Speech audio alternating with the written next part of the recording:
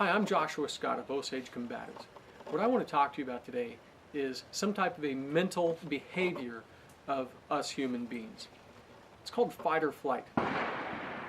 Unfortunately, fight or flight doesn't fully address exactly what's happening in a confrontation that could have our lives on the line. The main two options of fight or flight don't necessarily describe what happens. Truly, it's fight or flight, posture, or submit. You see, fight or flight was really meant to describe interaction between different species. That would be dog versus cat, or wolf versus sheep. Right? We have more options than fighting or fleeing. In fact, whenever confronted with a situation, whether you know it or not, you probably have done something other than fight or flee. Whenever we talk about the same species, let's take a couple of wolves, for example, that are just had a fresh kill. One wolf will come up, perhaps he's eating. Another wolf decides that he's kind of hungry. Comes up to this other wolf and starts baring his teeth. Now, the first wolf has to make a decision. And it's not, do they fight or flee? Because rarely will you immediately see a fight. At the same time, rarely will you see the wolf immediately flee. They're either going to do some type of a posture, which is gritting their teeth, growling, or they're going to submit, perhaps laying down, rolling over, showing the underside of their belly, and allowing that other wolf to eat first. Let's apply this to you and me. We're driving down the road and we get cut off in traffic. Probably happened to every one of you. You're now dealing with a road rager. Right? Somebody cuts you off, you have to slam on your brakes.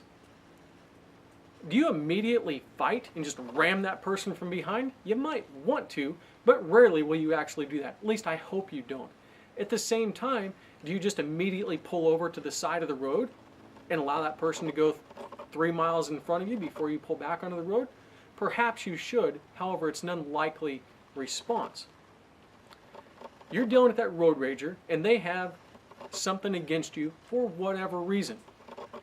You're probably not going to immediately fight and you're probably not going to immediately flee. Now, you might posture, whether or not it's a good idea, you might posture by tailgating that person, giving them some type of a hand gesture that says you're not willing to put up with them, or you might give them some type of hand gesture that is submissive. Hey, go ahead, I'm sorry, okay? For whatever perceived wrong you may have done. Same thing will happen whenever the confrontation turns lethal or potentially lethal. You have 4 options. You can fight, flee, posture, or submit. You're in that grocery store parking lot and you start to see one or more individuals walking up to you that are up to no good. You have some options. You're probably not going to immediately, just because they're walking up to you in what you perceive as a threatening manner, you're probably not going to immediately just start punching them, and I hope that you will not immediately just draw your weapon and start shooting at them. That would be the fight. At the same time, especially if you've got kids, or if you've got to make it to your vehicle, it may not even be possible for you to flee faster than they can close distance with you. So you've got a couple of options. As this potential robbery is now unfolding, it's becoming an actual robbery, you get to do 2 things. You can fight, we're almost there. You can definitely submit. Maybe you've chosen, whether you're unarmed or whether you simply think that you can't take them for whatever reason, you may choose to submit. Give up your billfold, give up your car keys. These may be very good options for you based upon circumstances, but at that point you're submitting. Let's talk about posturing for a moment. That group of individuals is walking up to you. You can tell, based upon their demeanor, that a threatening situation may start to unfold. You take a posturing stance. Maybe you blade your stance. Maybe you sweep your jacket back as you go to put your hand onto your firearm.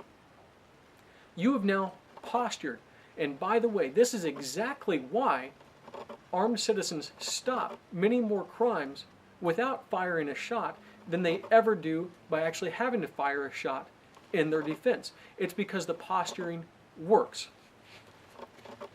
They're approaching. You make yourself known that you are not an easier target. Stop. Stepping back, taking a position to cover, making yourself look like that wolf who's not going to allow that other wolf to take his piece of the fresh kill.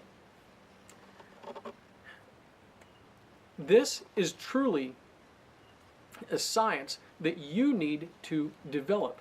You cannot act submissive until finally you have to fight.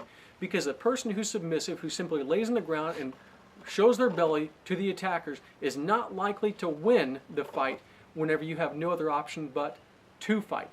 The person that postures when faced with a threatening situation, and by the way, posturing in a situation that they cannot remove themselves from, if you posture, you have gotten yourself ready, you have showed that you are not an easier target, you are hopefully getting those people to flee. And in the event that they don't flee, you don't have to go from submissive to fighting. You simply have to go from a ready position, which you're already in by having postured, to winning the fight.